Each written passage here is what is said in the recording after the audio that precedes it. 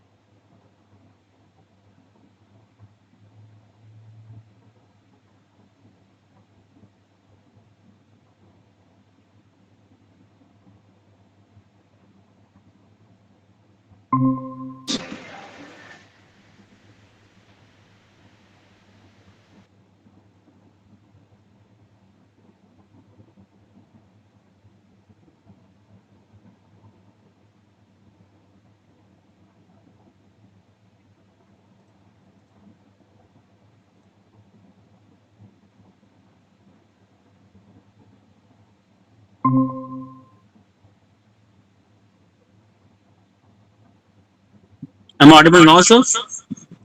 Yes, yes, you are. So, sir, I was asking that in the assignment 2, assignment 4, Okay.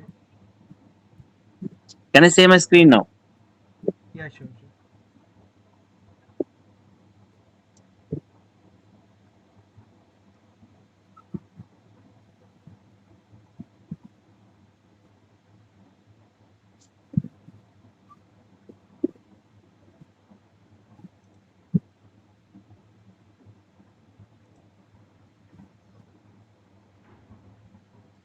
It should be here only.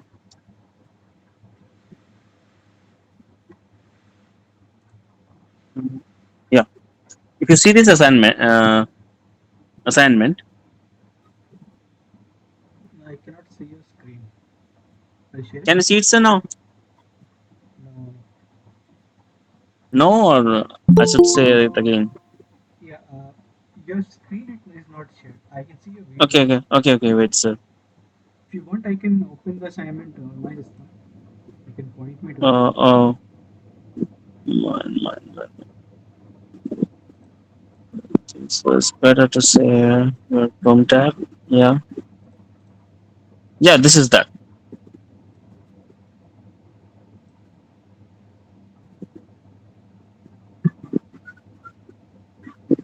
Yes, Can it's coming Can now. you see it now? Yes, yes, I can see. So the doubt is, hello. Yes, yes. Please go ahead. This is 70 MPa, Right. and this is 200 MPa, Okay. and these dimensions are 7.5 meter square, and so on. Okay. Right, right, right. The problem is that we have to convert this MPa into meter GPa first. Okay. So, The answers are given in the sequence of MPa only. So that's why it is 10 over 6 or 10 over 7. okay. But what I am getting is 10 over 9 or 10 over 10. Okay, so you're saying that the answers are given in MPA and you are getting in GPA, is it? Yeah, you're right. Means that Newton per meter will be somewhat 10 over 9 or 10 over 10. Okay. Uh, Okay, it will be better. Suppose I show you first one. This one. I will not say the answers.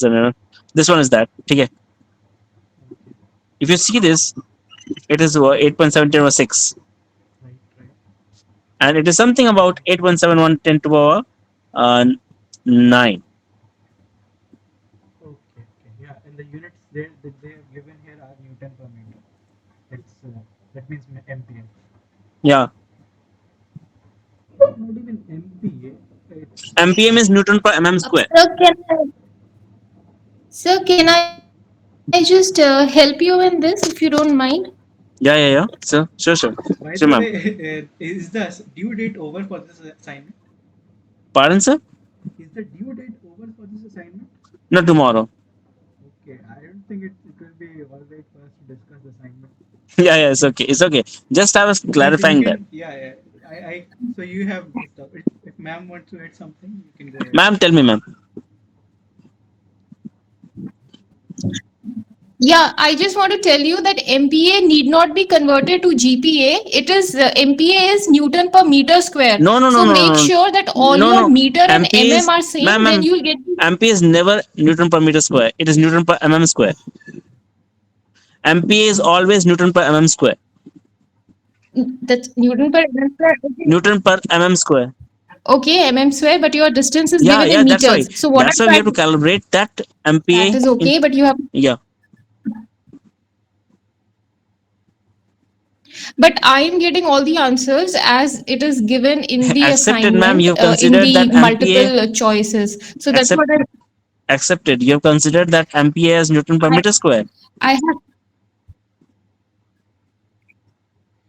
So I think what I'm just uh, saying that places where it is mm and places where it is meter, yeah, just make it equal. Either put the measurement only in meter or only in mm. Then you'll get all the answers. Yeah, fine, ma'am. Fine. okay, anyways, this is Umesh something sir, that my doubt is something else. My doubt is that as per the material property concern, it is 70 GPA, 70 200 GPA. okay, what you're trying to say is that it should be in GPA. Am I right? Yeah, technically, what you're saying is usually the property, the Young's modulus is in the order of GPA only, 70 Yeah. GPA or 200 GPA. If you are Anyways, we giving have this to deal 70 with MPA, anyways we have to deal with whatever we have been given. If you think that the answers given are not right in the option, you can I will not. I don't think that it's fine. I you will can do the. raise this query in the discussion forum. No, no, no. It's fine. Fine. I got it. Got it. 17 10 over 6. I have to do that. Got it. Got it. Okay, okay, that's fine then. Okay. Fine. So anyways, Okay. Okay. Okay. we Fine. can move ahead then. Yeah. Fine. Fine. Yeah. Proceed. So yeah, if you can just stop your screen presentation, I'll present my screen.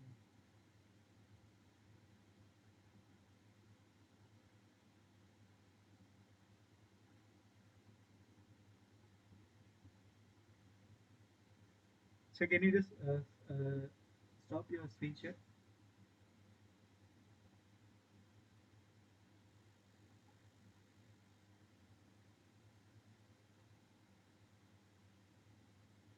I hope my screen is visible now.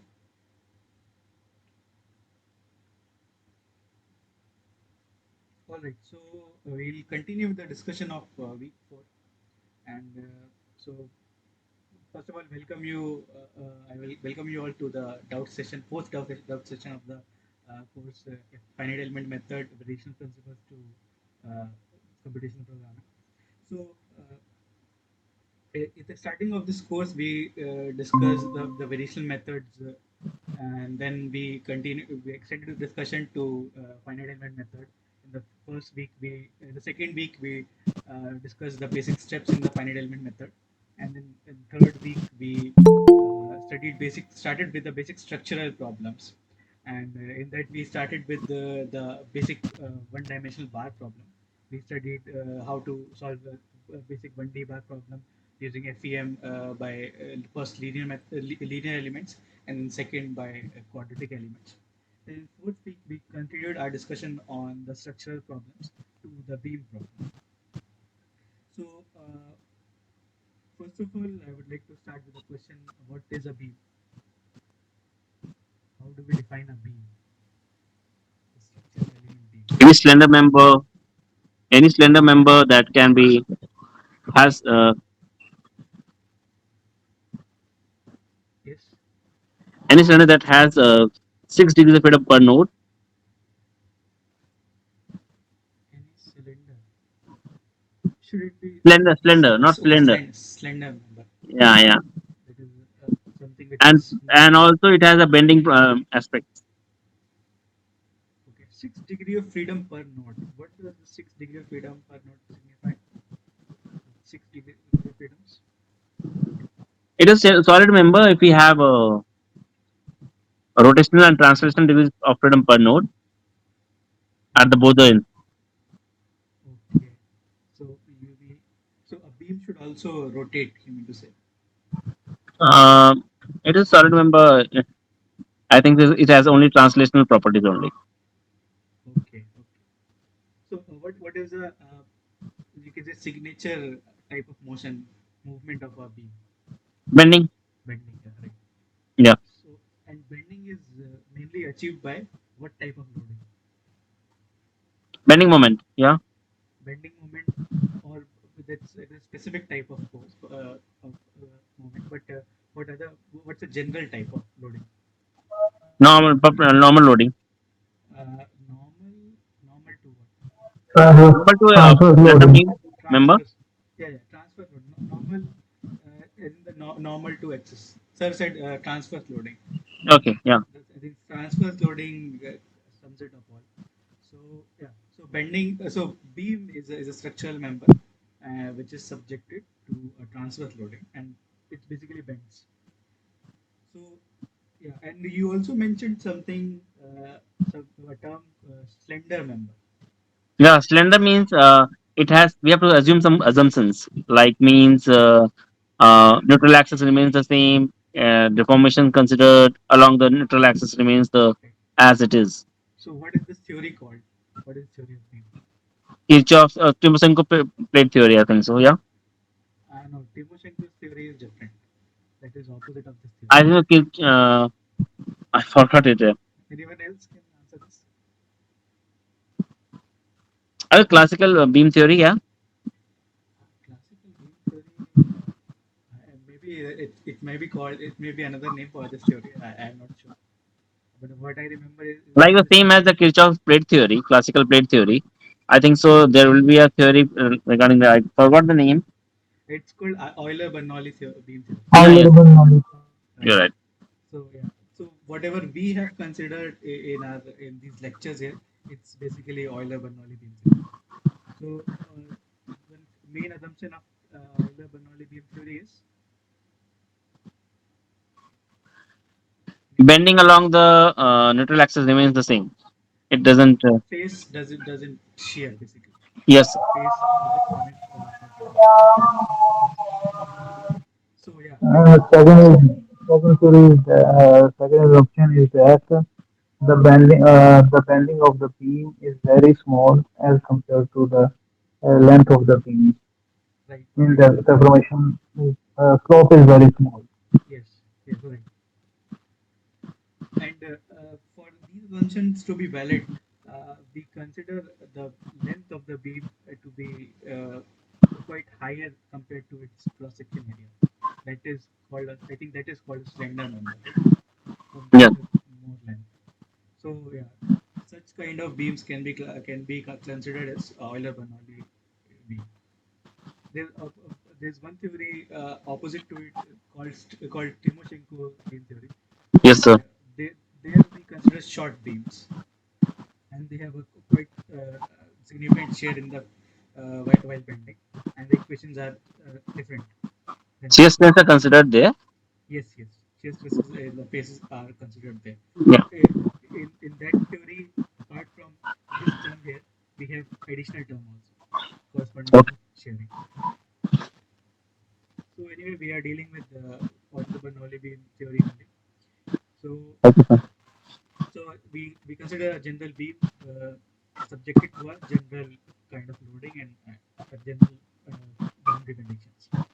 So first of all, sign convention we are going to use is downwards force and displacement are positive and clockwise rotation and bending moment are positive. So we know that bending bending moment is this expression, and then we further take derivative, we get shear force, and then further take a derivative, we get the distributed load, which gives us the governing equation for the problem. This is going to be main equation for the beam theory. Next is we in finite element method. The very first thing after getting the governing equation, we go to the Week-4. Now the new thing with this equation, which we haven't discussed before, is the order of the equation. Earlier we have only dealt with the bar problem where we had a second order differential equation. Now we have Mhm. fourth order differential equation. So to get the weak form, we start with by performing by getting the multiplying the weight with the differential equation, and then performing integration by parts. Since the order is 4, we perform integration by parts twice. That is why we get two different kind of boundary terms. So one is boundary term is this, where we have the variation b, the variation of the what is called w. W is for Transverse displacement. transverse displacement, right? So the variation of transverse displacement at b is multiplied to the expression. So uh, for this bounded term, either this transverse displacement should be prescribed here, or the remaining part. Remaining part is nothing but a shear force. If we put the expression here, either the point load or shear force should be prescribed for this. And apart from that, we need to prescribe either of the two here also. So first is the derivative of the transverse displacement, that is the slope or rotation of the beam, or we can prescribe the moment here. Like a 1D bar problem that where we had to prescribe only only the either the displacement or the force point load. But now we have two set of boundary conditions. Either we specify the we have to choose between W or shear force, and in addition to that, we have to choose between slope or the bending moment. So this is the weak form for the governing equation for a beam theory. Now, since it's a fourth order equation, in addition to the primary variable, we single primary variable, we also have another primary variable, that is the slope or the rotation of the beam. So now we have 2 degrees of freedom per node here, and so to choose the approximation function for the beam, we need to that the approximation function should be continuous for both of these variables. So we have 2 degrees of freedom for m node, w and w prime, and again sign convention is same. W is positive downwards and w prime is positive clockwise. So since we have 2 degrees of freedom per node for a two noded element, we have we would have to define four approximation function, uh, each corresponding to each degree of freedom for each node. So now to determine these approximation functions, we should satisfy the following things. It is uh, so at in our natural coordinate system, we have theta equals to -1 to theta equals to +1. So at this point here, we should the value of w at zeta equals to -1. At this point, we should have w equals to 1, and all other w1 prime, w2, and w2 prime all equal to 0. So that at zeta equals to -1, uh, so we should get at zeta equals to -1, should get w1 equals to 1. So for that, we will keep n1 equals to, yeah, it should be, yeah, n1 equals to 1, right? Okay, yeah. At w at zeta equals to -1 should be equal to n1. And again, to satisfy this condition here, w prime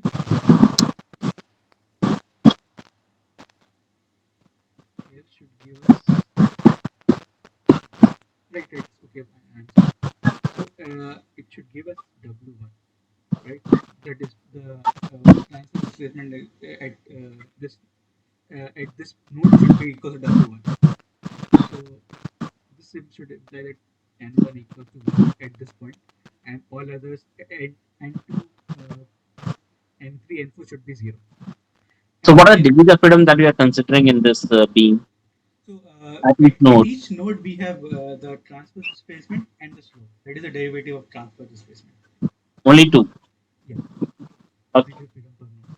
So in addition to satisfying the condition for W, we also have to satisfy the condition for W prime. So W Okay. prime at zeta equals to -1 should give us W1 prime.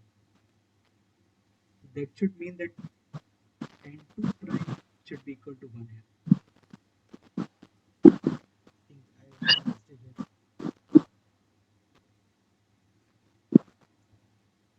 Similarly, at W zeta equals to +1 should give us W2. That means N3 should be equal to 1. And W prime at zeta equals to +1 should give us W2 prime.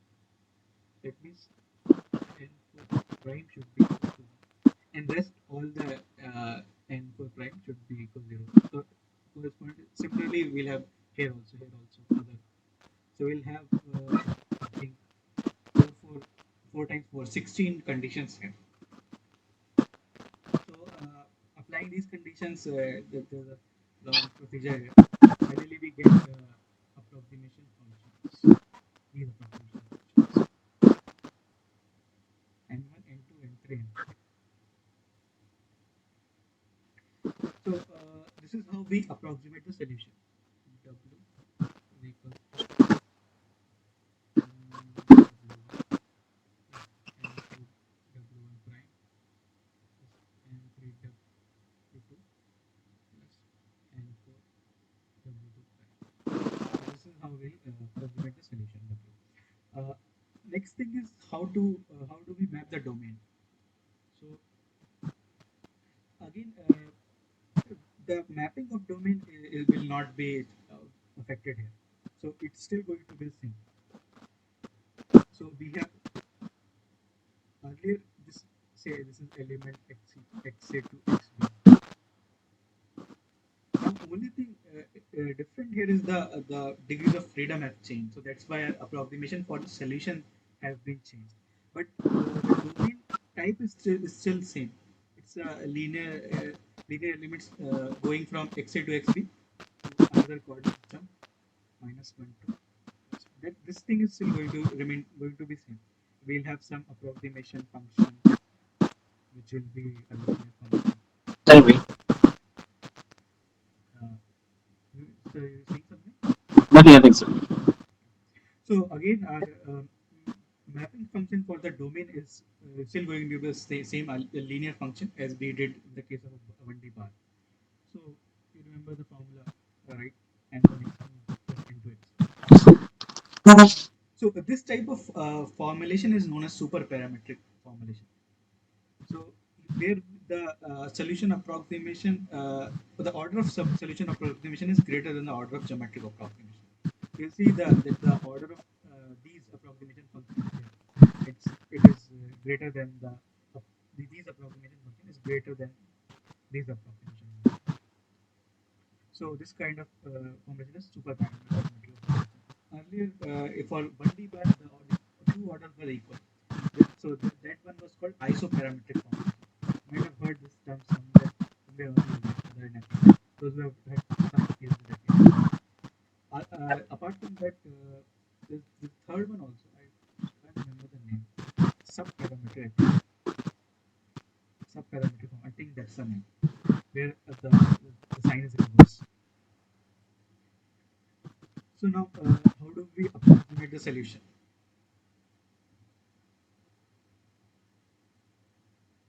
So we did this. We wrote the statement before.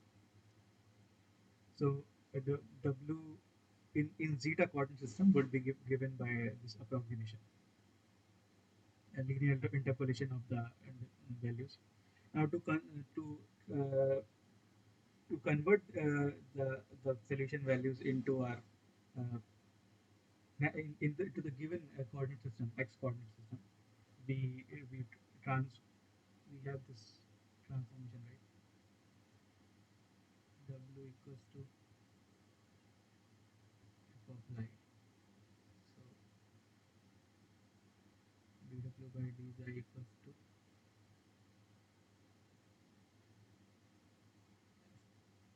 line z, which is in 1D approximation. This is equals to Le by 2, if I'm not wrong. So wherever we have uh, yes, if we have dw by that would be equal to z by dx. So this would be,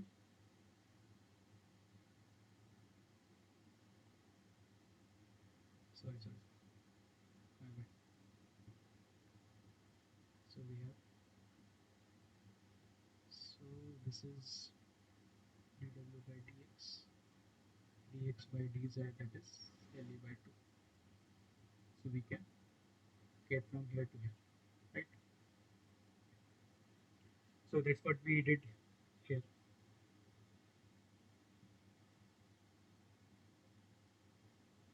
So this is how we'll approximate the W the solution values in from the given coordinate system to the natural coordinate system. So similar in a similar way, we'll deal with the second derivative of the solution values.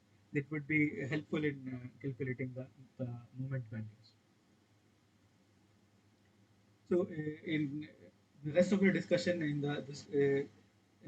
this week's content, we discuss some problems that we tried to solve on MATLAB. Today, I think I have the code with me, so I try to solve some problems with MATLAB. If you all want that. So yeah, this is all for this week's discussion. We studied basic how to solve a basic beam problem in using finite element method, and we'll discuss some problems now to understand this concept more clearly. Before that, if anyone has any doubt, we can discuss now.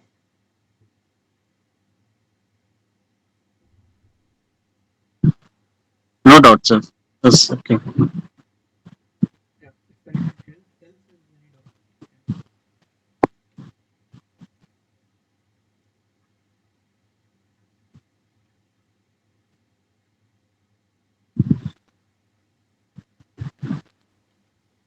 Problem is in coding. How to code that? If you have some. Yeah, that is the main challenge. Hmm. Anyway, you just have to start building your framework. Hmm. Once the starting part is done, you are good to go for any problem. But Uh, starting building phase is a crucial part. Once you have a generalized code ready, then you can solve any problem. okay. But I think I've seen when I saw this the code given in the lectures, this Hmm. is quite hard coded. So it will get you by the simple problems that we are solving. Yeah, yeah. I've seen that. Sometimes we are struggling behind that. How did it get there directly and all? Yes. Yeah, I think even the beam problem, I have also Hmm. for now I have also taken that same code mostly. For beam problem, the stiffness matrix was directly given by the formula. What we derived in the classroom from the matrix that was derived directly, Hmm. that was used straight away. The integration was done by hand and everything was derived directly. For the No bar copy. problem, also, I have seen that. For the Like, bar problem, you at least have to do the integration using the code. sir, suppose that there was a term over there, B transpose B D psi Yes. minus 1 to 1. So this can be simplified to simple terms like I've seen that 7 1 minus 8 1 7 minus 8 minus 8 minus 8 16. So directly these terms can be simplified. like because always only we we have this on the terms of zeta, xi, yeah and we have to resolve the complete quadratic function into, suppose that AE by LE is given in 1 minus 1 minus 1 1 in terms of our linear elements. yes But quadratic elements will have this terminology that I said.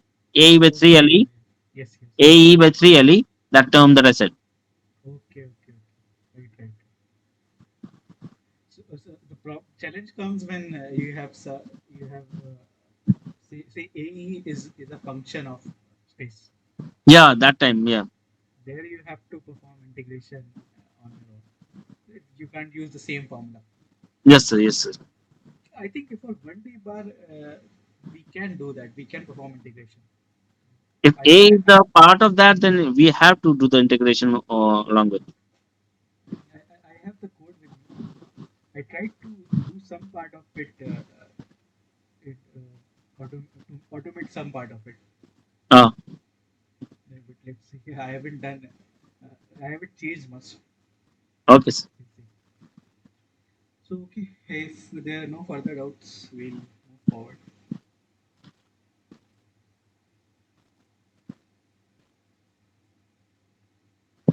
So we have a steady state 1D bar is fixed at one end. Test the spring of spring constant at the other end.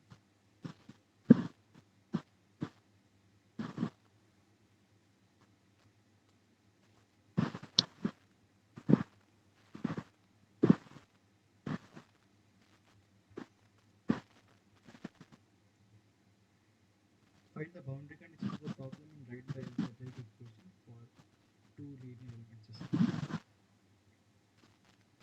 So what would be the boundary condition? U is 0 at left hand. If I consider that it is quadratic element or linear elements, yeah. So first boundary condition u at x equals 0 is 0, Yes, sir. right? So U at x equal to L is equal to U2. u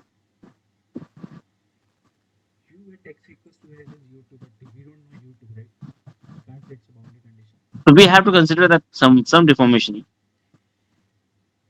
No, the deformation is unknown. We can't tell the displacement or deformation at x equals to L, but we can say one thing that I think AE d2 u by dx du by dx at L is equal to 0. yeah, is it AE or sorry, AE du by dx.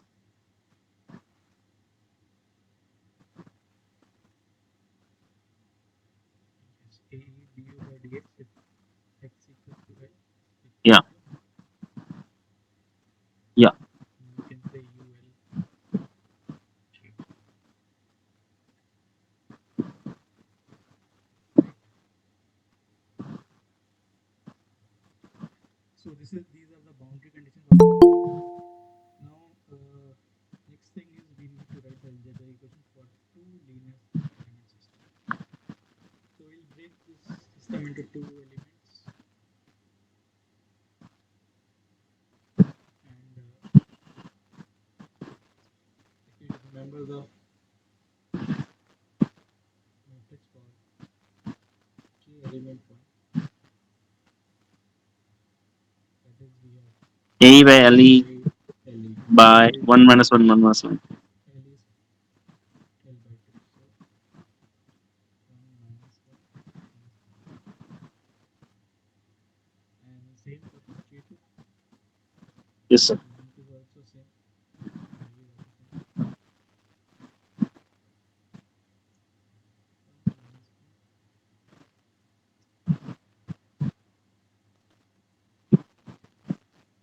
So if we uh, combine these equations to global matrix, we have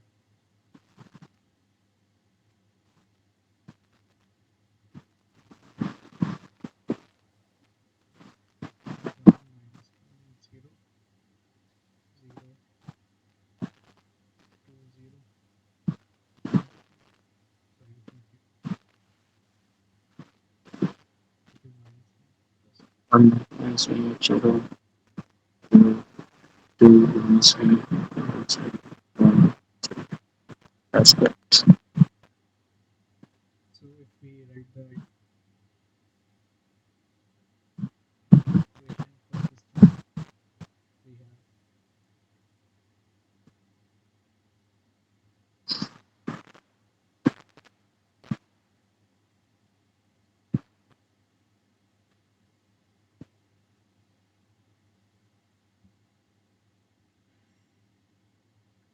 we don't have any. Sir, what about this k? Where will we add it? Yeah, yeah, that's what I'm going to. So we don't have any body for sum. No. We, we have we would have a reaction here. R1. We don't have any point loaded 2, but we have a point loaded node 3. That is ULK. That is taking U3K. So we'll have to revise the matrix here.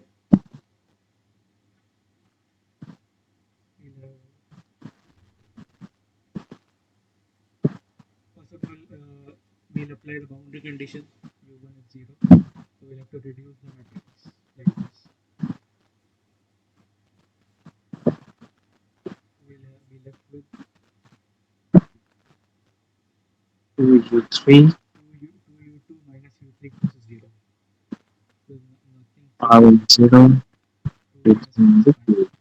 Now we have minus U2 plus U3 equals to U3K. So U3K would be taken to the left side. So we have minus 1, 1 minus K times U2 U3 equals 0. Sorry, this is correct. So anyway, we don't have any point load in this applied here. You mean to say that I have just direct that 1 minus k there? Yes, yes. So you remember we discussed this, I think, in week 2 or sorry, week 3. It's a Where spring does is it, at so U3k कहाँ गया? U3K इधर गया. So if you open up the equation, this last equation, Uh-huh. we have minus U2 plus U3 equals to U3K, right? Yes, sir. We take this right hand side term to left hand side, minus U2 plus 1 minus K times U3 equals 0. Okay. So we rewrote the matrix in this form. The last row of the matrix is changed. We did this in Yes, lecture sir. also. Yes. Whenever string is added to any end, we change the corresponding diagonal element for that node. So this would be the final equation, and if you see, we have zero vector at the right hand side, so we'll get zero displacement value of it because we haven't applied any force. But suppose if I apply a force at the center P, so we'll just change this term. P, this will be P, this will be P. Now we'll get some displacement if we solve this. So Okay, sir. yeah, this is how this is how we deal with this kind of problem. We spring at one end, and this is how we'll get the equations, and we'll apply the boundary condition like this. I hope this was clear. If you would like to see, we can try it out. Try to do this on MATLAB if you want. Yes, sir. Let me share my PC screen.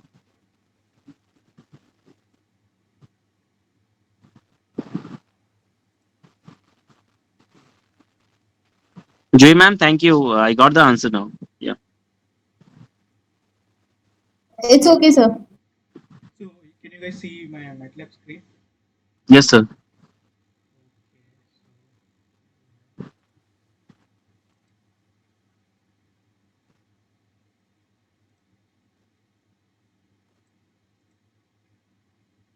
so we have this code for 1D bar element.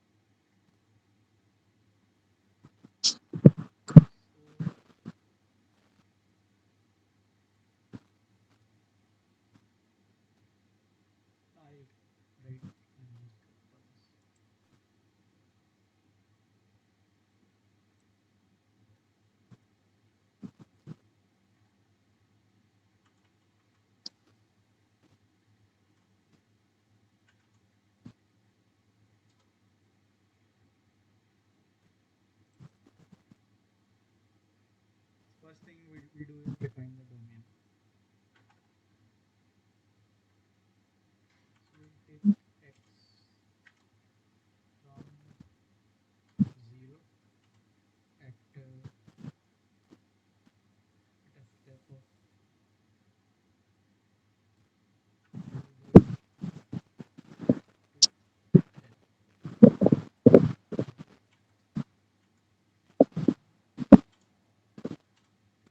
So first I'll have to define l. We'll give some parameter values. L equals to say 2.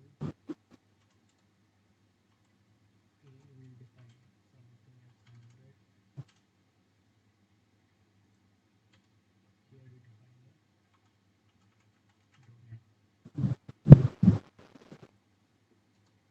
Next thing is, now we'll, what do we have to find is, we need to give the Gauss points also. Okay, this I haven't done for linear elements by the way.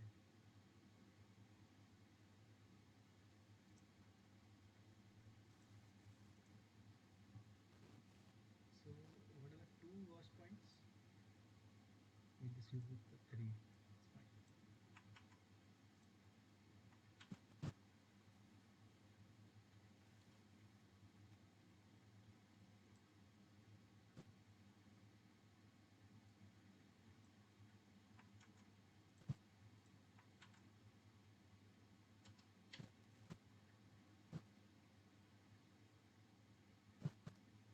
It's fine. I have the code ready for quadratic elements. If you want, I can write for linear elements also. Currently, only is fine. I just have to change the. I have to write a new function. Okay, I will go ahead with Mhm. quadratic required limit. So we have b equals to 0 for our case. So you have modified it. Yes, this part I have changed from my hand. So here what is happening is we are doing the integration. Integration for Gauss points. That's why I have defined Gauss points here. So GP contains each Gauss point, and weights vector contains the weight function. Mhm. So we have a stiffness stiffness matrix function for quadratic elements, which is here. So every time it gives the value of stiffness matrix for each Gauss point. Oh,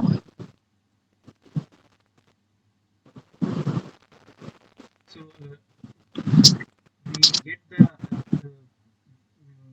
stiffness matrix for each Gauss point and multiply it with the corresponding weight function. So I'm looping this p over the length of Gauss point vector. So if p equals to 1, this Gauss point will go in here as an input, and this this corresponding weight function would go here as an input, and of course the x vector. X vector means the vector containing the two nodes of the of element 1. X with 1 I have to define. X with 1 is x from 1 to 2, and x with 2 is x from 2 to 3.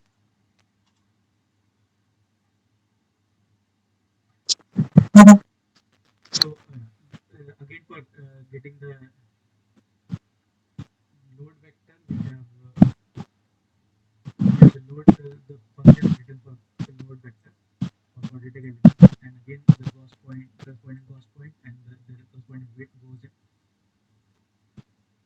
point, and also the x vector. For load vector, we have to give b equals to 0. We have n of 2 equals to 0. So at the end, we will get the stiffness matrix, elemental stiffness matrix, and elemental force vector for each of the two elements. Then we assemble. This whole thing is going to be the same.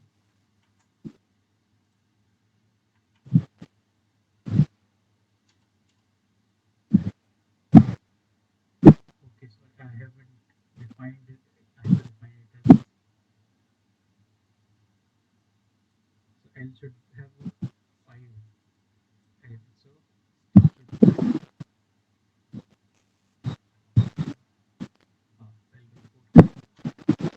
by 4, 1, 2, 3, and 3 to 5.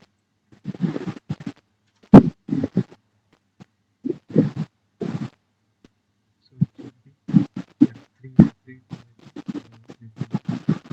Now our global matrix should be 5 by 5, where first three rows and column would be from K1 and 3 to 5 would be from K2.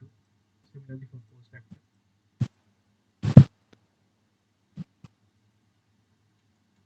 Now, next thing is we apply boundary condition.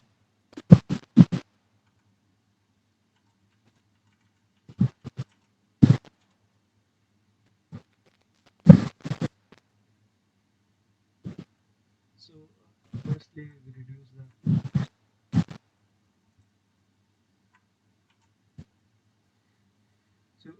the, so since our first node, displacement first node is 0, we reduce the K matrix and F vector and remove the first row and column. Now, next thing new here is we have a spring boundary condition at the other end. So what we have is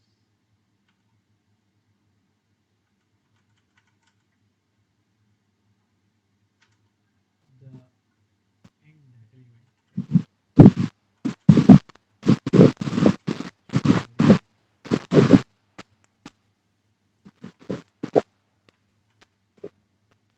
minus k. Small k is a spring constant. Let's say this is, say, 5.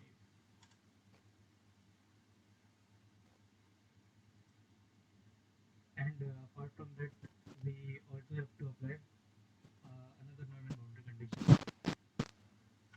So k, sorry, not k reduce. That is applied with f reduce.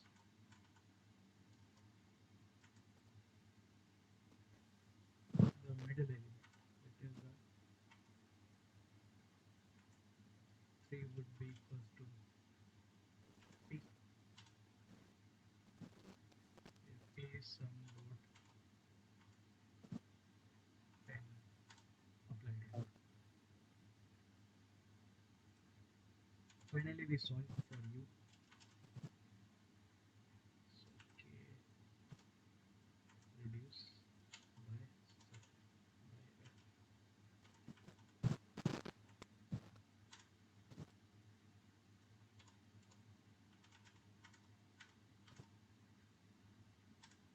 So if I reduce correctly, so this is the displacement we'll get.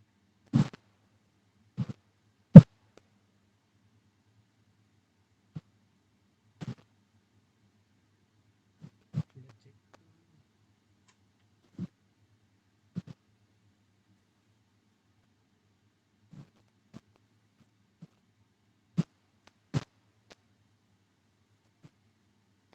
Right. So I'll just check this thing in my whatever I've done manually. Just get a minute, share the screen.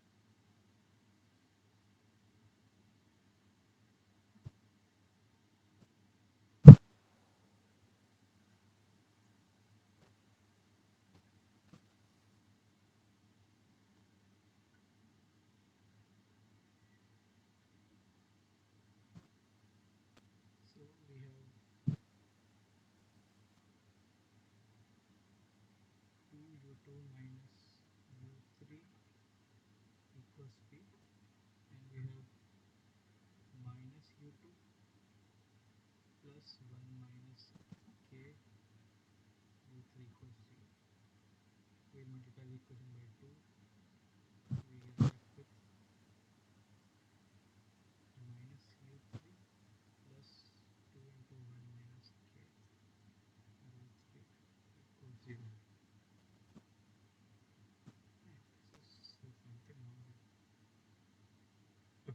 should tell me. U3 equals to P upon minus 1 plus 2 minus 2k. That is 1 minus 2k. When doing any amount, please stop me. And P, what P we use here in our MATLAB code, we use P equals to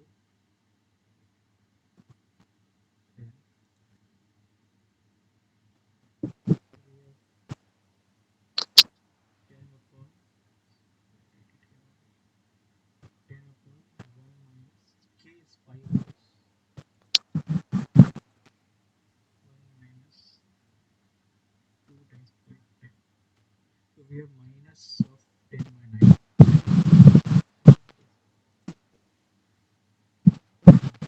what is the minus 10 by 9?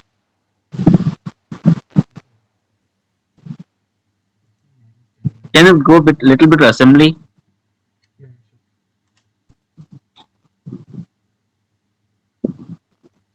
Let me share my screen here.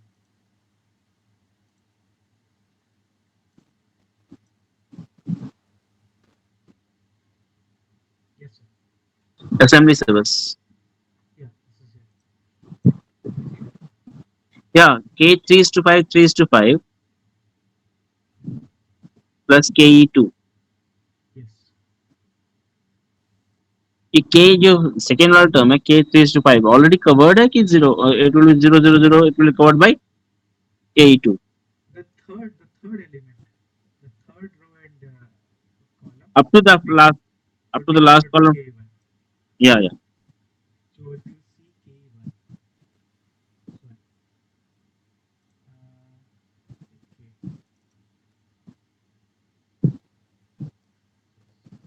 You're correct, sir. Correct, got it. got it now. Yeah, yeah. So this actually this element would be over This here. will be an actual stiffness matrix. Yes. Okay, thank you. So we can you can plot and see it. So if you see here, okay, we have written X earlier. Negative respect to ideal.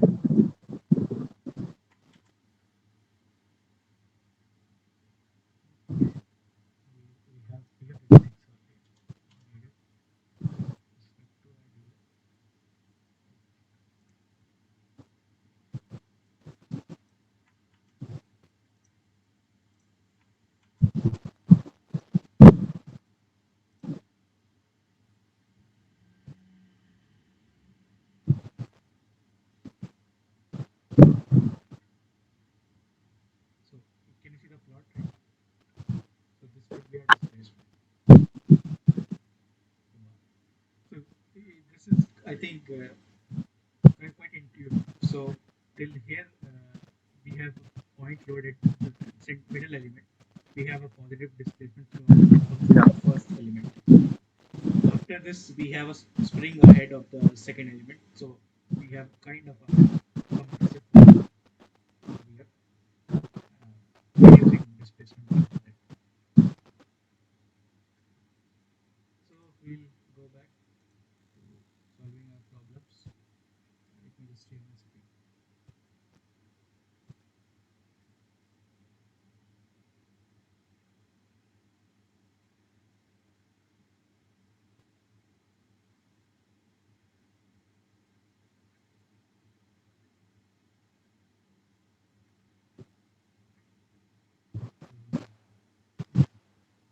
I deleted what I had written earlier. Anyway, we got an idea of how to solve this problem, right? It is recorded anyway. So we'll go ahead with second problem. Write the boundary conditions for the following beam. So first part, what are the boundary conditions? So we'll start with the left end first. So can anyone tell me what are the boundary conditions at the left end of the beam in part A?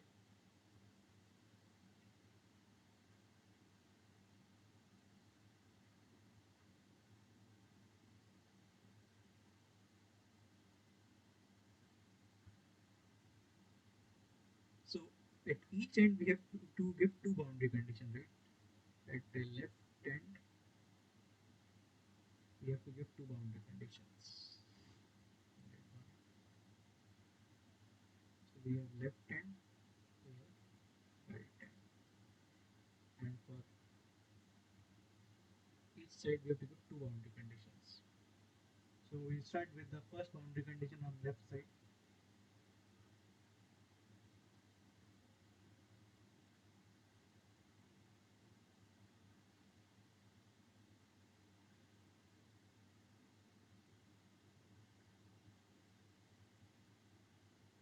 Anyone?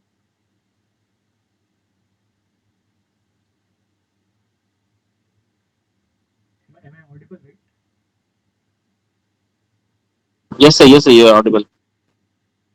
Thanks. So anyone would like to take a guess here? So it will be in z direction. It will be zero. Yes. That means you Y, need the displacement, right? yeah. Zero is first boundary condition. And in the last L is it is always zero.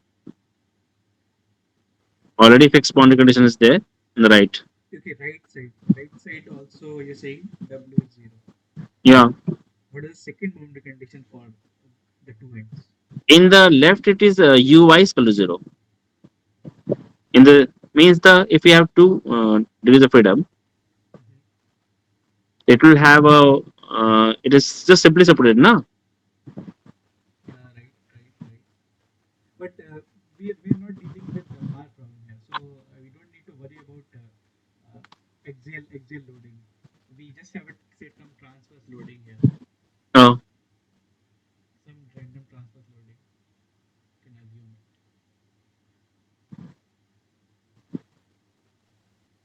With respect to Another this, boundary condition will be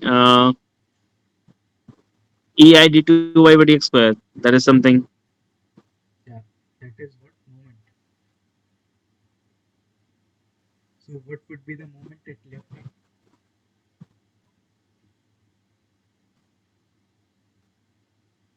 Left hand, Yes. one is fixed, one is pinned.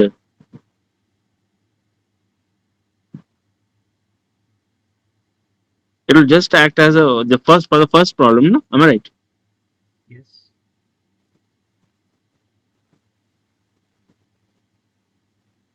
It's a rectangular section, so we'll having the maximum moment at the center.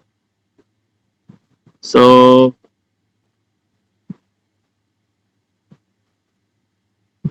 WL4 by WL4 by 48 EI. But I'm talking about the boundary condition here. So EI D4 we D2y by dx square is equal to U2. sorry E I d square W by dx square equals to Is equal to U2 U2 at which end? center. Center end. But I am talking about the boundary condition. So I'll make question clear. So we need boundary condition. So Yes, we sir. need the at this end and at this end. We need the either the value of this or So moment is zero. Is the moment is zero there? yes, yeah, that is okay. So I'll try to say this again. So either we need the value of W or we need the value of uh, EI D. D2y by dx square is equal to zero. EI. So it's not minus, I guess. I do just ignore the sign. Okay. EI d square W by dx square. Either we need this or this. So not zero. Yes, sir. Or we need this or sorry, I'm making a mistake here. Oh yeah, it's right. It's right. Either we need EI d D2y square by dx square. dx square. Need this.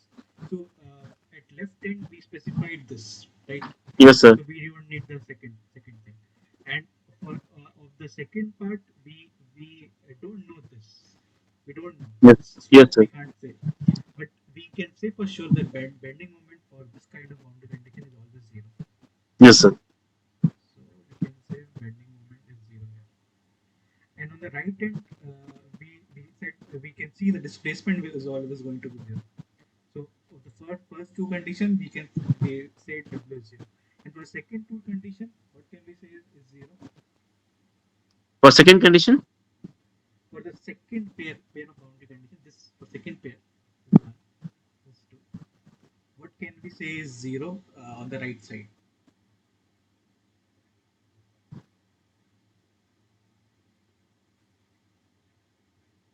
deflection is zero, but moment is not zero. Moment is not zero. Moment is not zero, definitely. There's the point where we have maximum stress. That's the point we'll have Correct. maximum moment. So moment is definitely not zero. So if no moment is not zero, then what would be zero? W and dw by dx is not equal to zero. I don't think so. dw by dx is zero. Slope is zero. Slope is zero. Yeah, because if we have a fixed boundary condition anywhere in a beam problem, No, in a beam, it will deflect like this. as a quadratic function. So, yeah, I'm not sure if it's quadratic, but it will deflect like this. So at this end here, the slope would be zero. Okay. Okay. That is nothing but dw by dx. So this could be the set of boundary condition for this kind of problem. And next, for part B, what are the two boundary conditions on the left hand, and what are the The two first boundary one conditions? is we'll have a W is given as already we have specified a P is equal to 5. Yes. So we have this is one boundary condition. And similarly, in the we have maximum bending moment is PLQ by 3I. PLQ with No, that is deflection. Sorry. deflection. Bending moment is just P into L, right? Yeah, yeah, yeah. 5 into something. Yeah. 5L.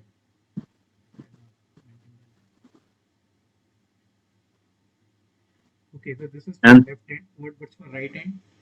right hand is same that you said W is equal to 0 and dW dx is equal to 0. Right, Slope will be 0. exactly. Okay, so this will be the boundary condition for based on the given beam. Okay, now we have to write the force vector for the following beam elements. So force vector, we have four elements. One, two, three, four. So what are the four elements? So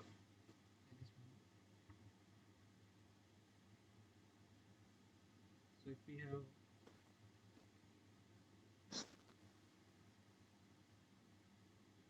four elements of a force vector, what does the first one represent?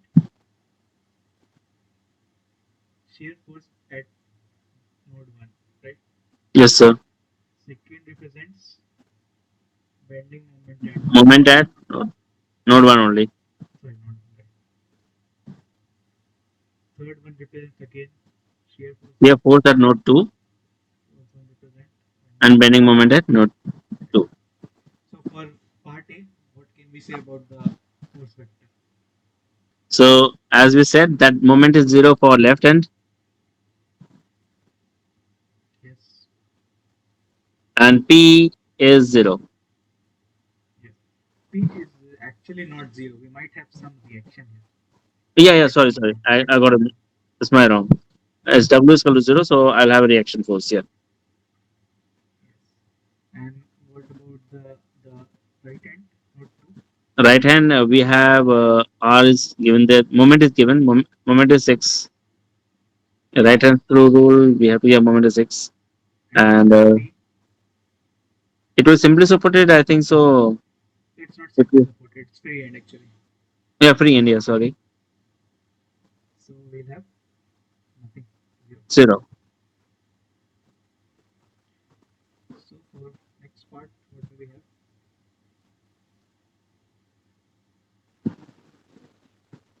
Next part from the left hand, we have this is 2. Is given. Moment is 2. Yes. And P is 0. P is zero. First element is zero. Second Yeah, 2. Then we have 10 as 10 into L is my moment, and P is again 0 at node 2. P is given, right? Oh, yeah, P is given 10. 10, sorry, 10. You're P right. is 10. And 10 into L is my. But is it fine, or we don't have any boundary conditions here? It's just a simple problem. You can assume it to be some middle element of a beam, right? So we, it It can be, won't be a if you stable solve beam. for using FEM or any solvers, we say that it is unconstrained model. Yes, yes, this is right. This particular beam element wouldn't be unconstrained on its own. Yes, sir. It can be a part of a bigger beam. So what will be moment here, sir? 10 into. Moment I think would be 10 into length. I think what did it should be. What about third part? So it is 10L. Moment, right? Yeah, it will be 10L or something else. I think it's 10L. We generally I consider the think it's half. zero. I think it should be zero because Yes, sir. We don't have any constraint. No, so that's why the stress will be 0. because we have no point moment here at this point. Yes, that is what we consider. But still, the moment is being created at 2. We would have a bending moment, or we it's been a long time I've studied beam. If you plot this SFD VMD, then we can get it. Yeah, But we don't have any constraints. That's we the don't have any problem. constraint.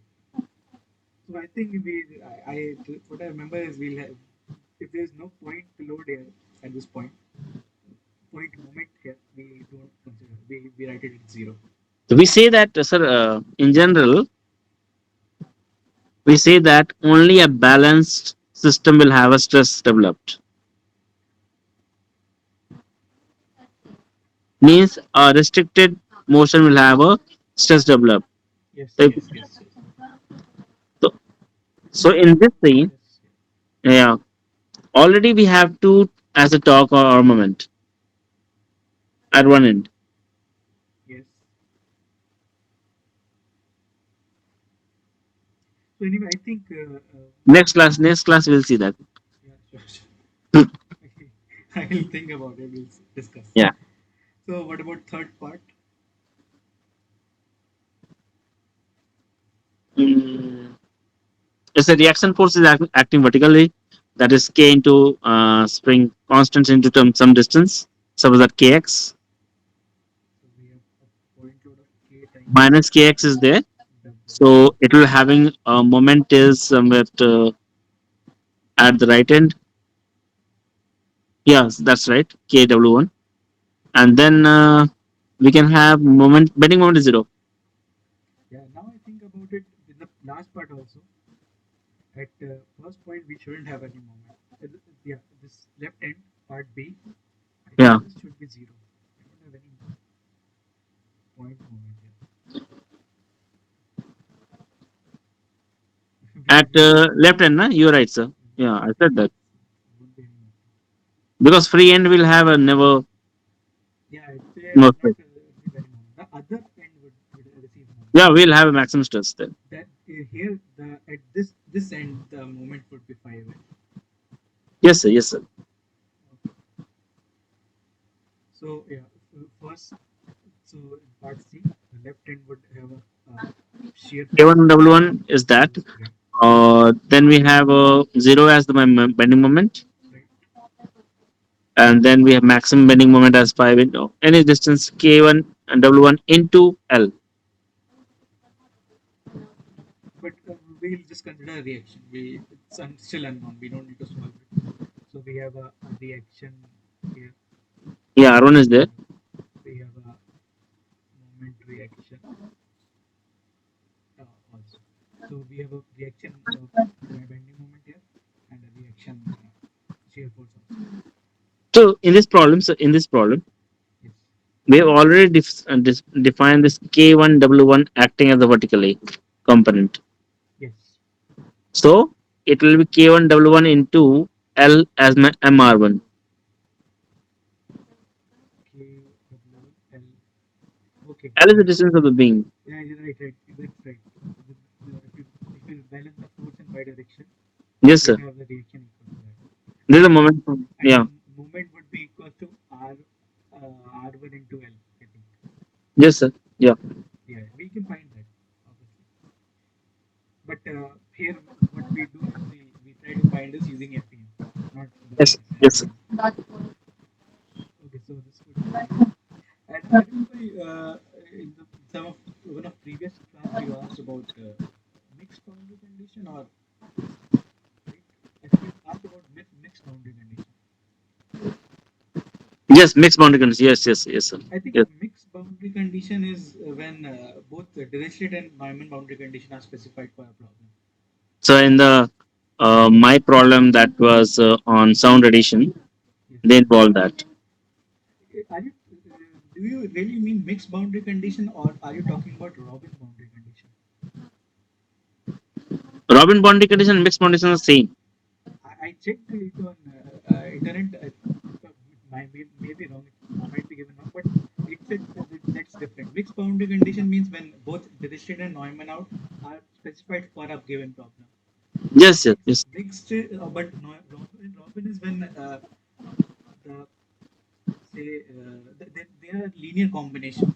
The Dirichlet boundary condition, it is say A du by dx.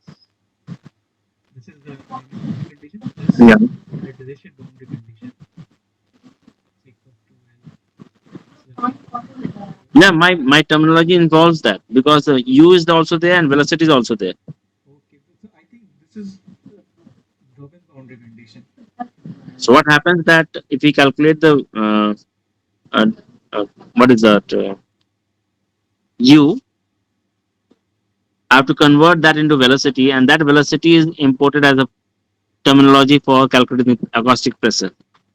if you observe it here, the spring boundary condition is a kind of a Robin boundary condition.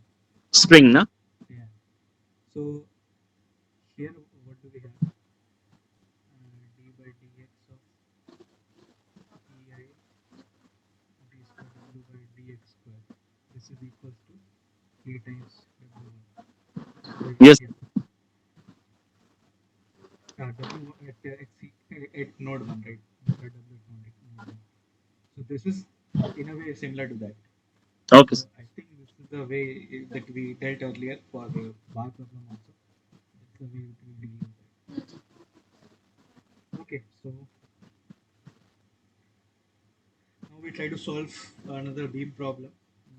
Consider an Euler-Bernoulli beam with E equals to 10, length 1 meter. Develop the stiffness matrix and force vector and apply the boundary condition. Okay. First of all, we'll continue exercise before. What are the boundary conditions here?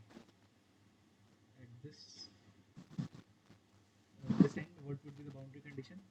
m is equal to 0 and m is equal to 5 M equals to 5. and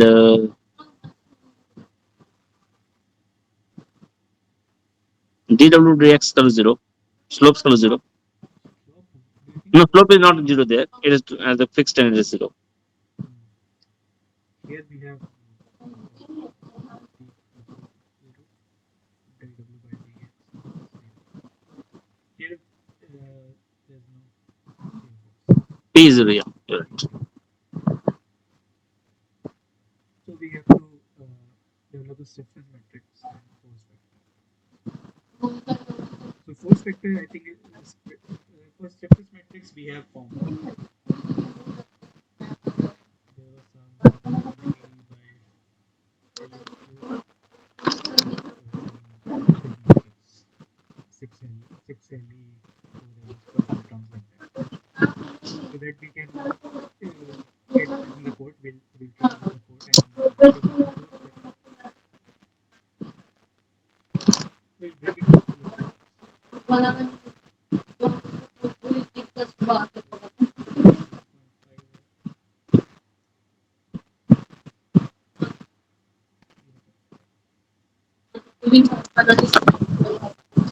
vector element. So what would be the force vector? At node 1, we don't have any shear force, 0, So and when in node 5. Then at the second node, number of nodes.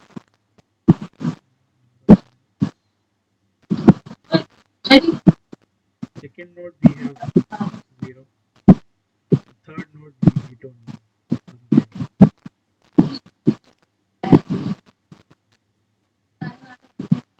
This would be a force vector. Stiffness matrix, we'll try to use in MATLAB code. Share screen.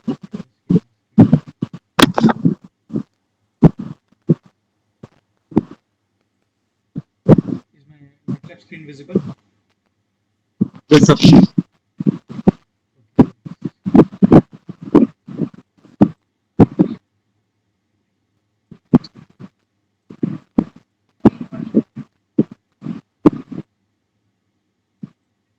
so I have written the code for this. Well, V EI equals to 10, and we have length equals to 1.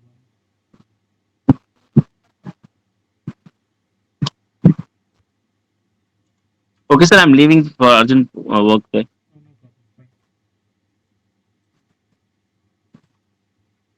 So we have, Am I there? yeah, sure, sure, please go Okay, ahead. thank you, sir.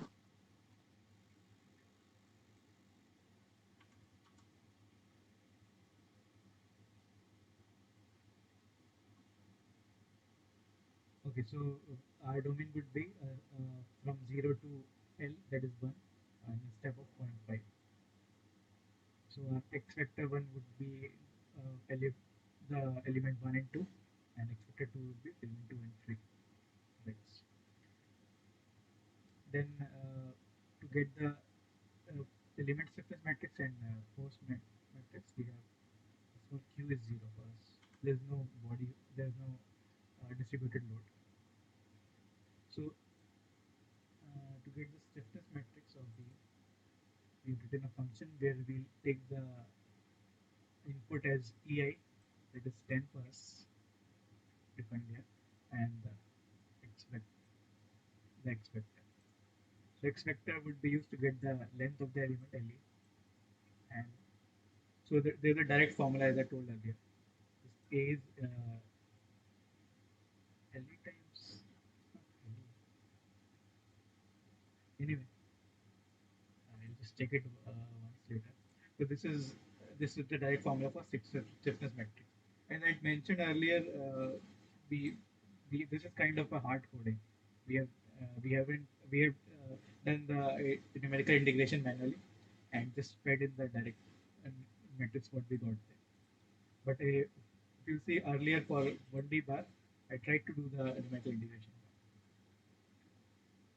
So we'll get a stiffness matrix for element 1 in this way by feeding in the x vector for element 1. And for element 2, we'll get by feeding in the x vector for element 2. The EIR,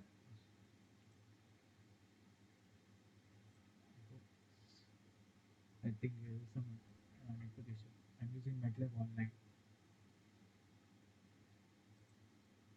Let me reload the tab.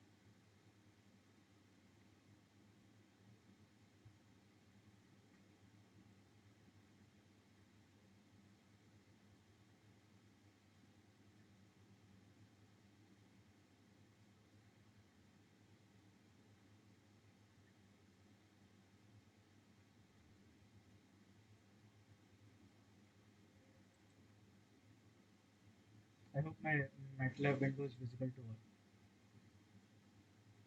So we had defined the domain from 0 to L in step of point 0.5, and we have two elements, expect 1 and expect 2, and we feed in x1, expect 1 and expect 2 to the stiffness matrix function and get stiffness matrix for each element k1, k2.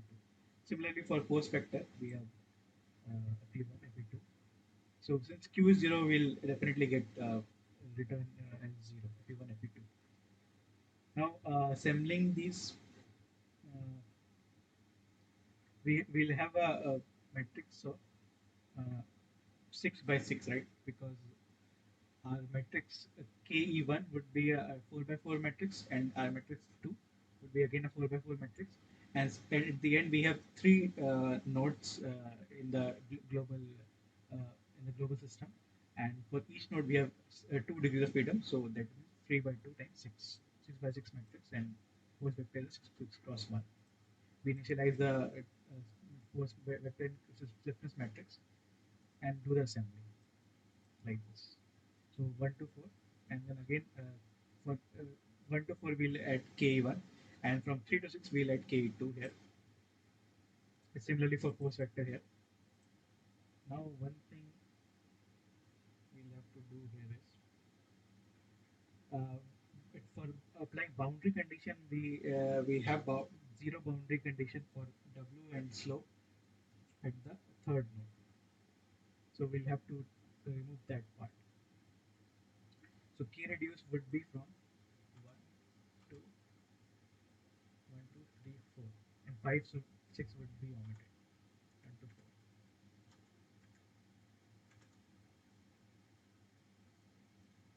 1, 2, 4. And we'll also add the our point moment given here. So that will be added to F matrix. At, so at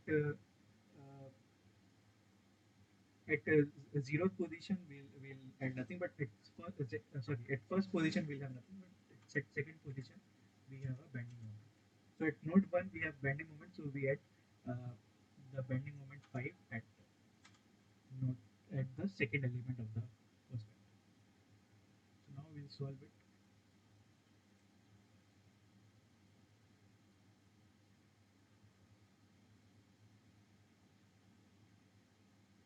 Okay, so I haven't displayed it.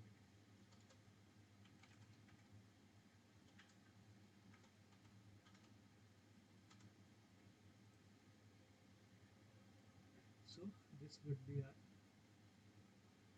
solution. So at node 1 we have a displacement of minus 0.5 and a slope of 1, and at node 2 we have a displacement of minus 0.125 and a rotation of plus 0.5, and the last two are 0, of course.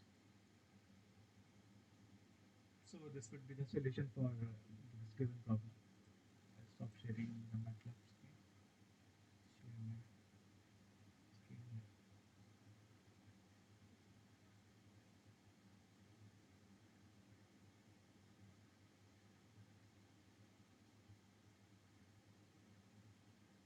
Okay, so right here would be, this is how we'll get a solution for this field problem.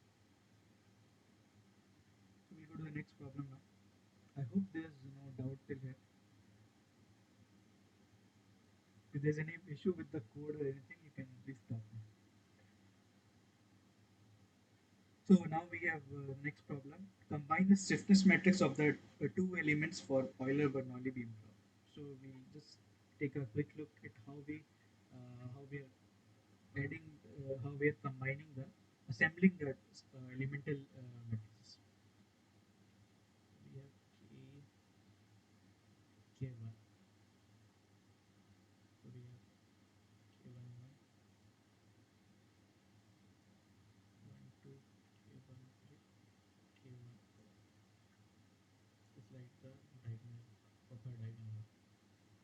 K23, K24, K33, K34, K44.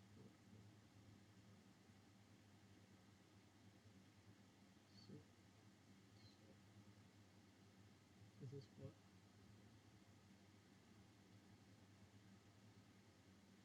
element 1. For second element we have,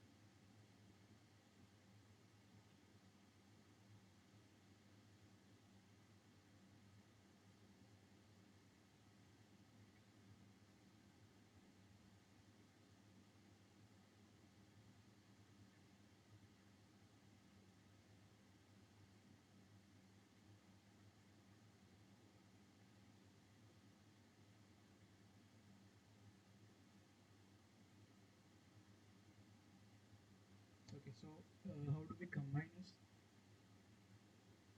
We have this is domain. We have node one, node two, node three. So our continue we'll have to satisfy the continuity at this node, right? Node two, which is common to the two elements. That means for defining ensuring continuity, W2 from element 1 should be equal to W2 from sorry W1 from element 2, and the slope of W2 at element 1 should be equal to slope of uh, element slope 1 of element 2. That means this sorry, this block here would be overlapped with this block here. So if we write the global matrix, first of all the size would be 6 by 6. We have 1, 2, 3, 4, 5, 6. 1, 2, 3, 4, 5, 6. So we'll just divide 1, 2,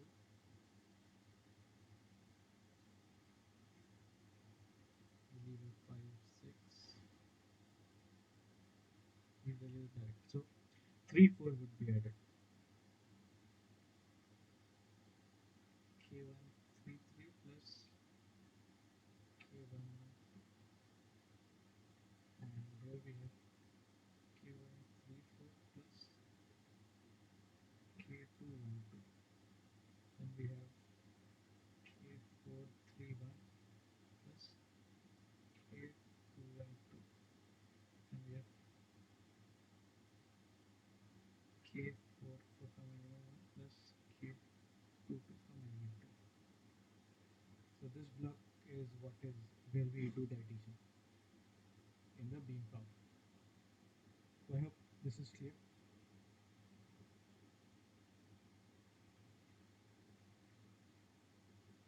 Then we'll move on to the next problem.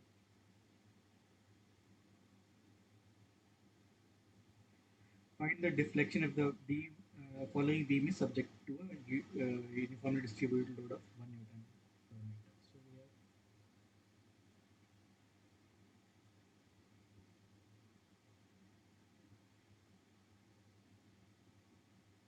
So we have this beam with Q equals to 1 Newton per meter, and we'll assume the length L equals to 1 meter.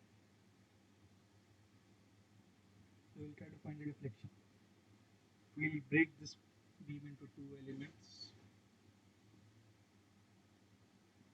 node 1, node 2, node 3. So we'll first find the elemental citrus matrix for element 1, a 4 cross 4 matrix. Then we'll get K2, a 4 cross 4 matrix. Then we'll combine the two, and we'll also find the force vector for element 1, 4 cross 1, force vector for element 2. And then we'll try to do this using the MATLAB code.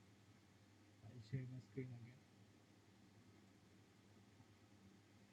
So I hope the problem is clear, right?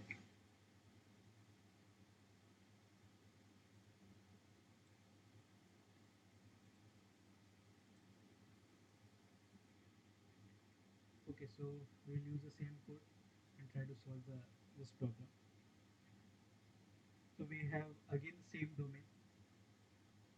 We'll consider EI 10 again. Q is 1 this time,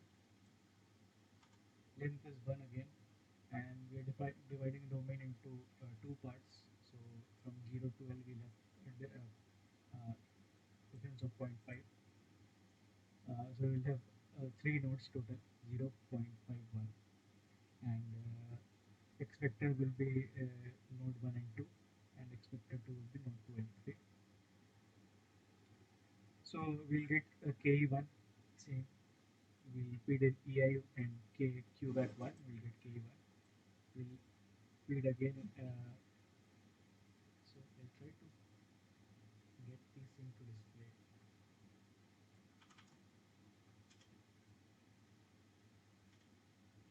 So I'll just run this part. So you see we got KE1 and F1. And make this bigger. So we'll get KE1 and F1. Okay. Now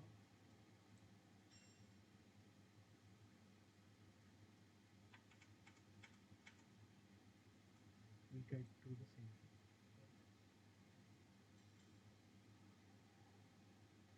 Okay, make something to stop over it. Then break point.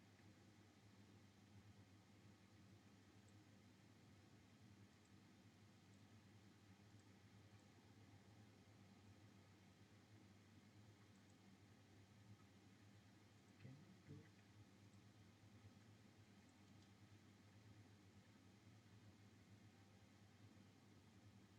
Okay, we will do run to here. So we got yeah, K2. Okay, FE2 was not executed. We'll do run to here.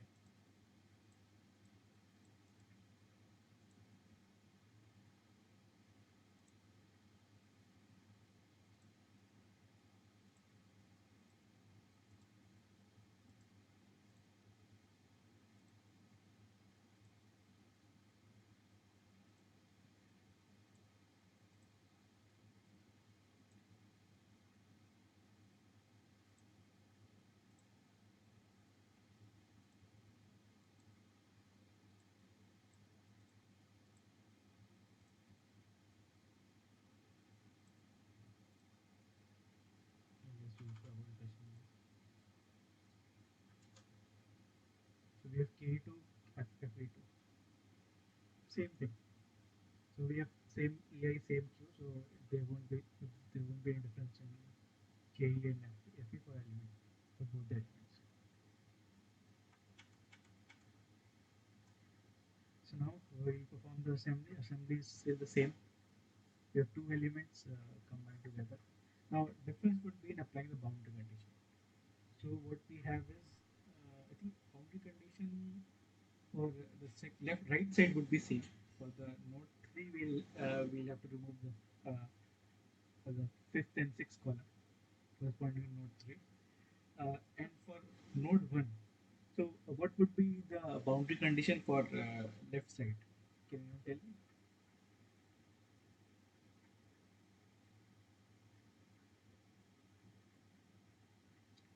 So at left end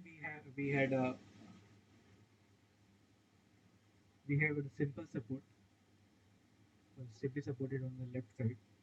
So simply support means I have mentioned that thing. So I'll just write here the deflection at the left node 1 would be 0.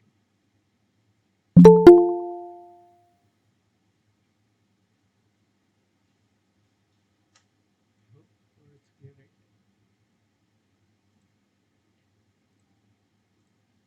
Okay, so at left end of the beam, our deflection would be 0, and at the right end, that is node 3, again deflection and slope would be 0. So we'll have to remove the first row and column of the matrix and the fifth and sixth. So we'll be left with from 2 to 4 and 2 to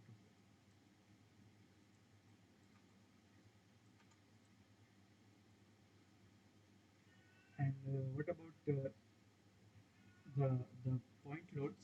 So at left end we don't have any moment and nothing. And on node two also the center of the beam we don't have any point load. And at the uh, third node, the right side, we also don't have any node. So we'll remove this. So I think we have our K reduced and F reduced ready. We can find our displacement now.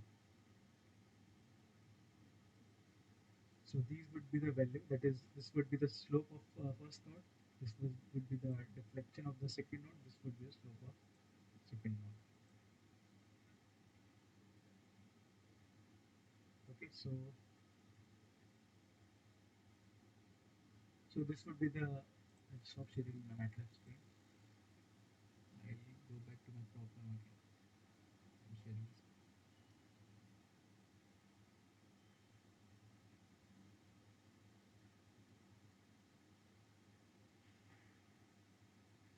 So, okay, so this was our problem. We had a beam which was fixed on the right side and strictly supported on the left side, and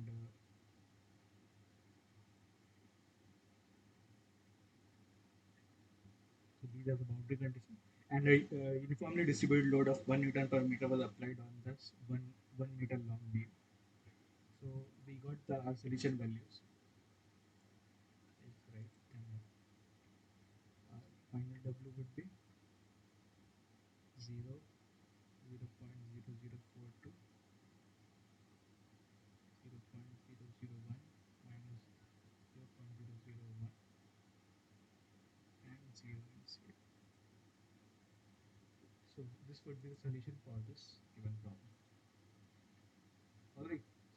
I hope there's no doubt here. If there's any, please you can unmute yourself.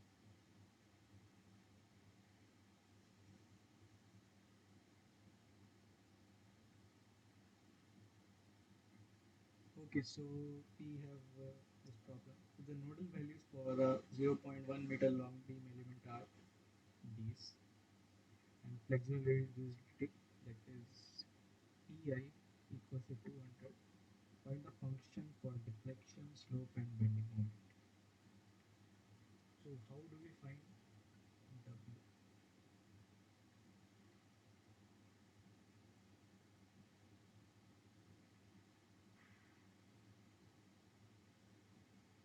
Anyone? How do you find W?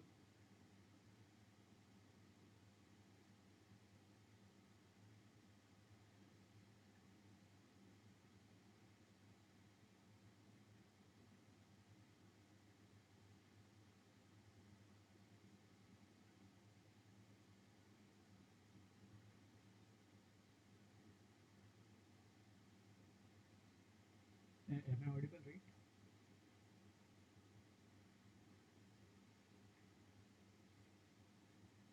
So can anyone guess how do we calculate W?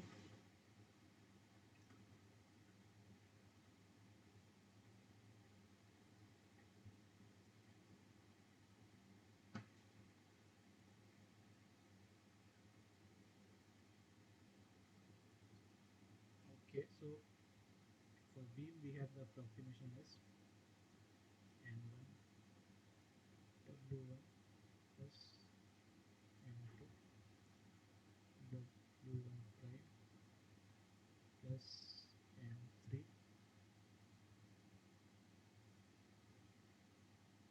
W2 plus N4 W2 prime, right?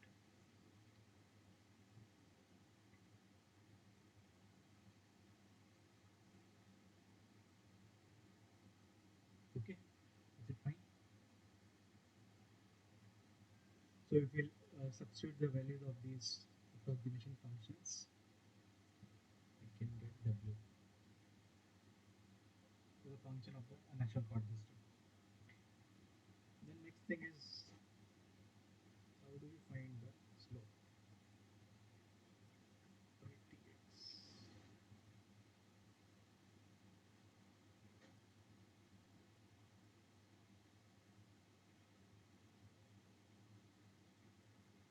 Any idea?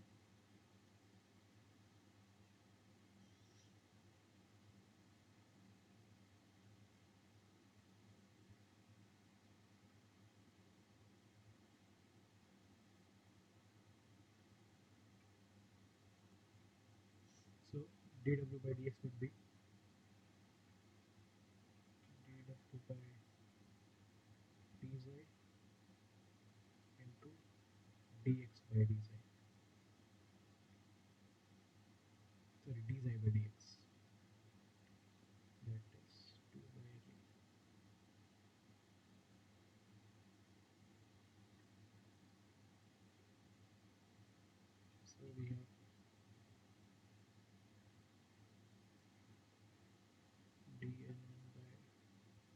W1 dl2 by dz W1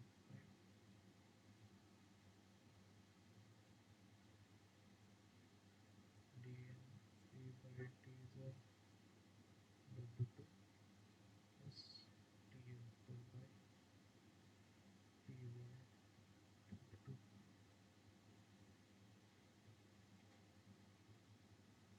Next, how do we find the bending moment?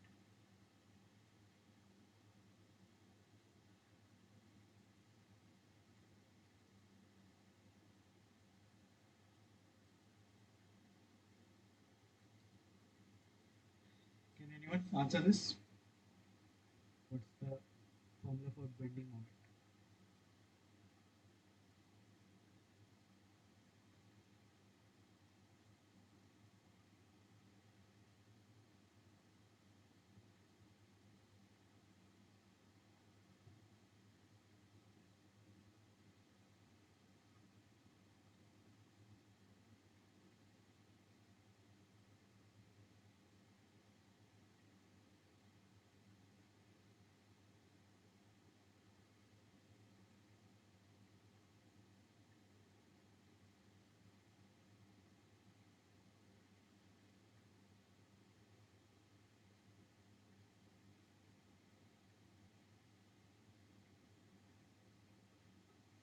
So bending moment is AI d square w by dx square. So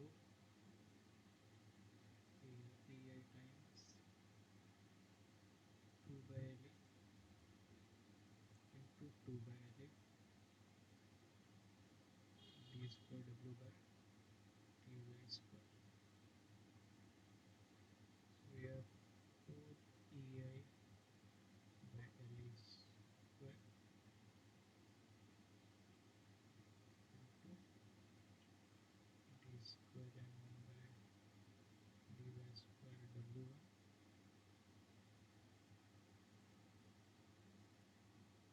plus d square n2 by dz square w1 prime plus we have d square n3 by dy square w2 plus d square n4 by dy square w2. So if we can get these shape functions and their corresponding derivatives, we can simplify the value of the function for the reflection, slope, and the bending moment for the entire beam. Okay, so is there any doubt here?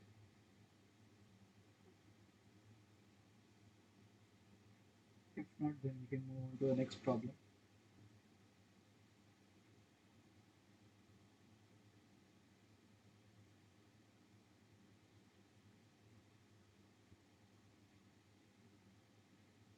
So now we consider step bar of two materials.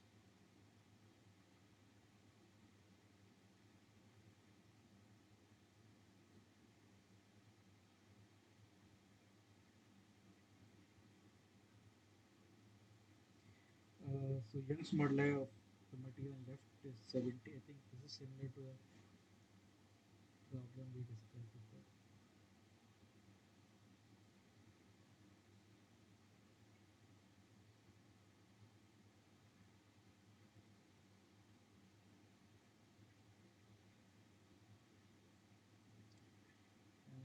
Length and area of the parts L1 is 7.5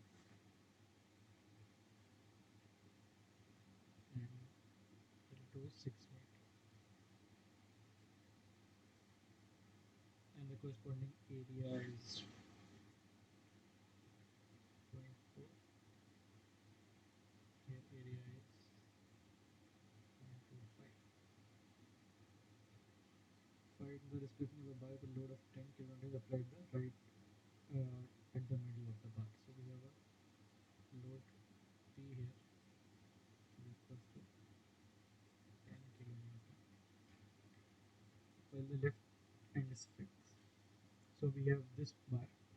The spring on the right side, left end is fixed. We have two parts of the bar, one having area zero point 0.4, another having area 0.25, and Young's modulus of first part is 17, second is 200, and length of first part is 7.5, and second part is 6. We need to find the reflection basically. So how do we write the stiffness matrix of element 1? Any idea?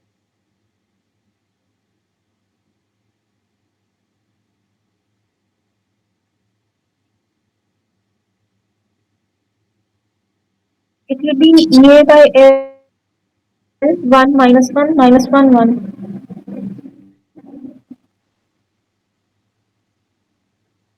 minus 1 minus 1. And so A is, so we have 70, we have 70 into zero point 0.4 divided by 7.5, 1 minus 1 minus 1. And similarly for K2 we have 200 into 0.25, 1.46, 1 minus 1 minus 1. So if we combine the two metrics, we have, what about the force matrix for element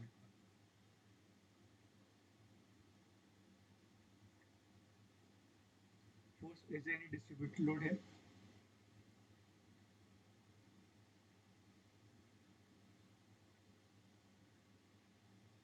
It's a point load. Yeah, so we don't have any distributed load, so for each element could be zero contribution.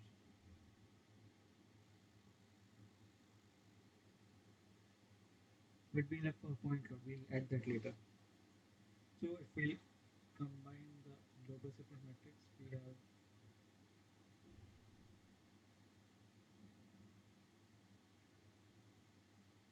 7, 4, 28 by 7.5 minus 28 by 7.5,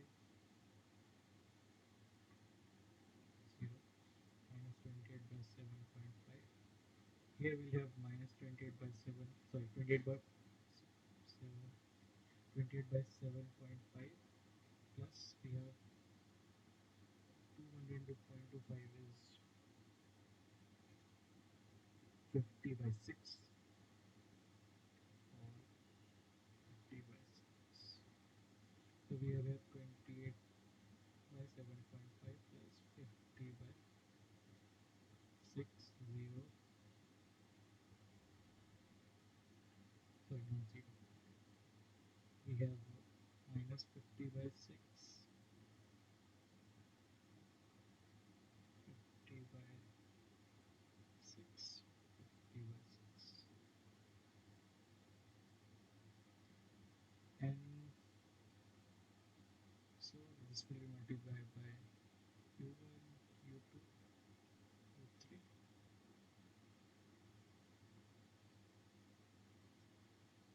Here we have, so at node 1 there is no load, 0. At node 2 we have a point load of 10 k,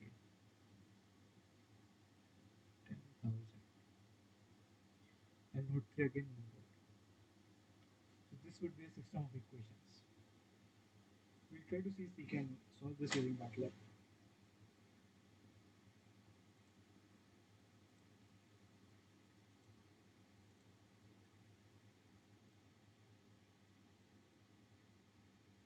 So I haven't done written the code for linear element, but I'll try it here.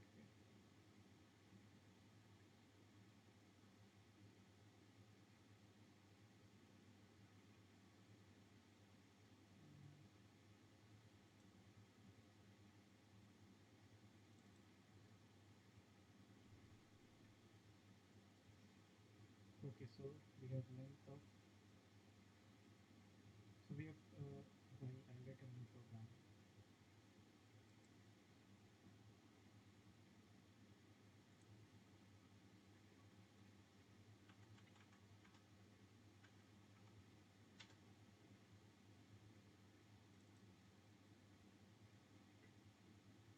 we have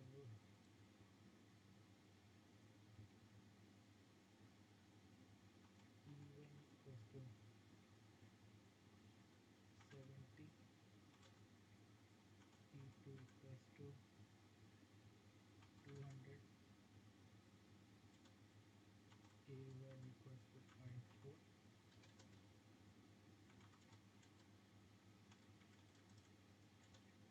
A2 equals to 0.25.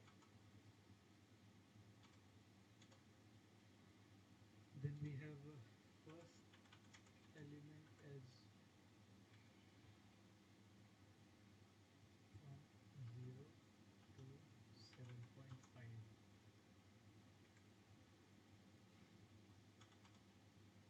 and then we have second element vector as 7.5 to 13.5.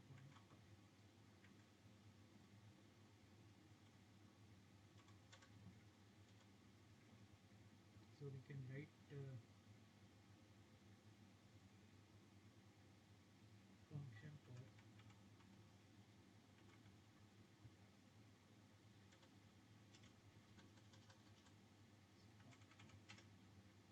we will get the FE output from input of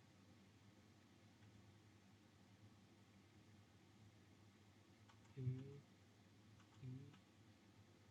X Y.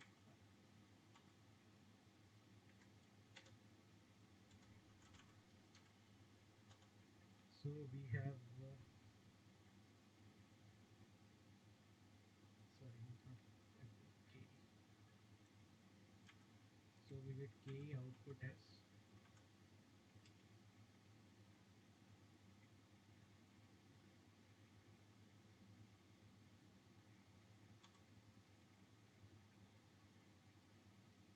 can write the another function.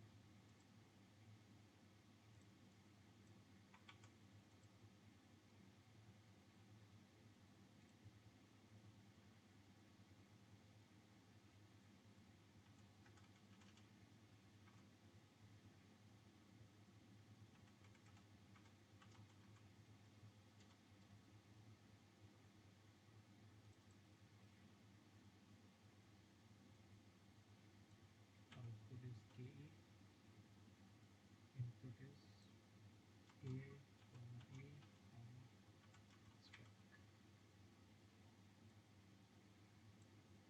So FP would be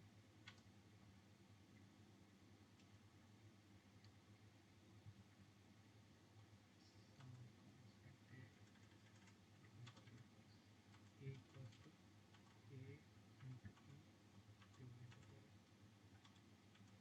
so FE equals to A times 1 minus 1 minus 1 also not K.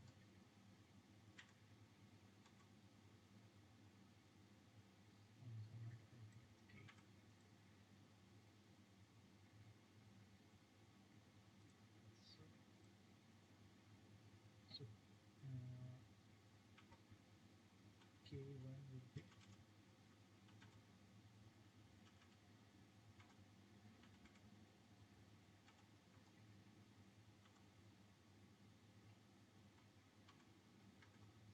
input would be A1, E1 and X1. Try to run and see, will get it. So it's running.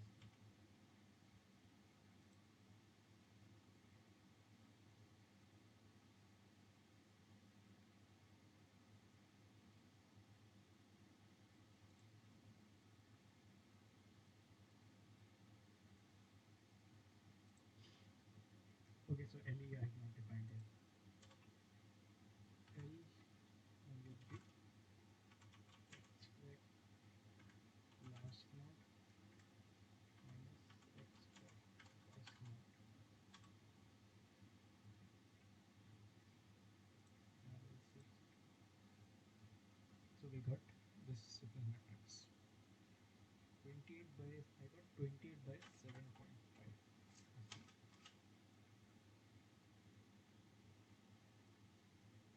Yeah, 3.733. That's what I was getting. And now similarly, what would be K2?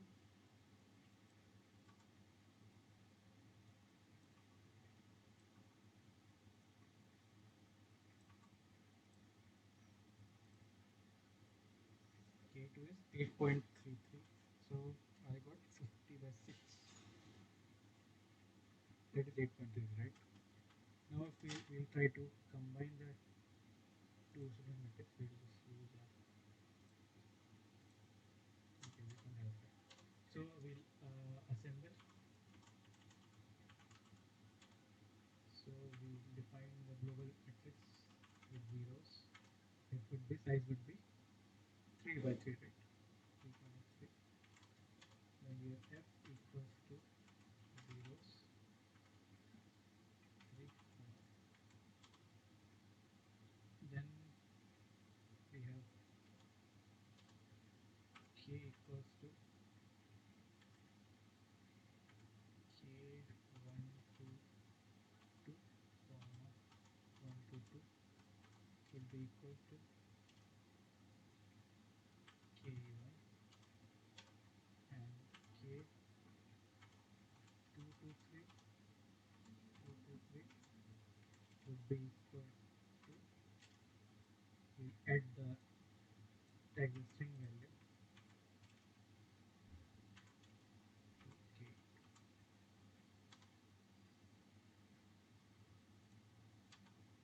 So we'll see what is k.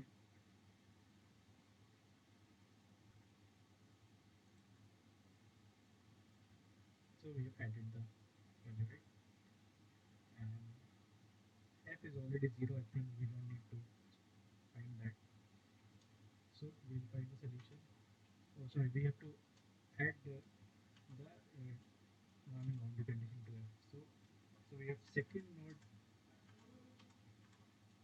will add 10,000. So we'll find u as k by. Okay, sorry, we have to apply the boundary condition also, right? We have to reduce the matrix.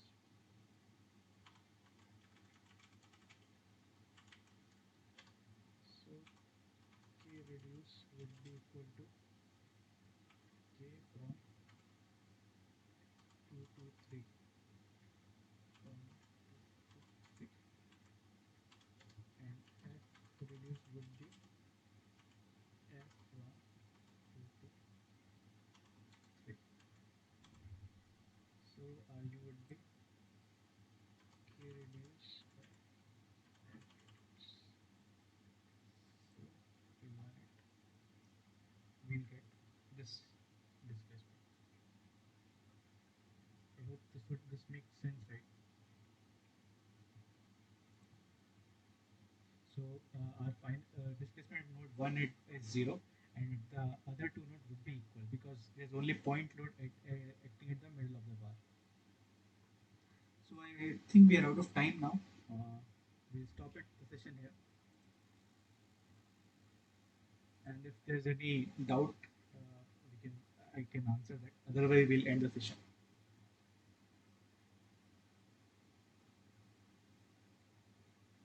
Is it fine?